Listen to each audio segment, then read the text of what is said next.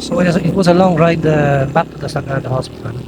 As Alex had to drive very slowly, uh, feeling demoralized and having that big white cap on his knee. And then the weather was pretty cold and it took hours na nahanginan yung kanyang wound and then tumigas na pala yung kanyang skin. Upon reaching the hospital, remember this back in 1981, ang trauma cases dito at that time was almost zero kasi wala naman tao doon eh. And so the doctor was surprised. The only doctor we found after such a medical procedure at that time, baka wala bang practice yan after, halos walang aksidente nangyayari dyan.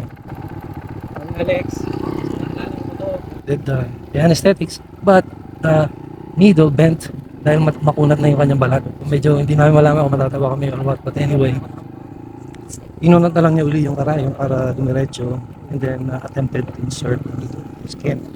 Medyo matigas rin, so medyo tiniknikan ka ng doktor kung paano niya may babawan yung karayong sa matigas na balat ni Alex.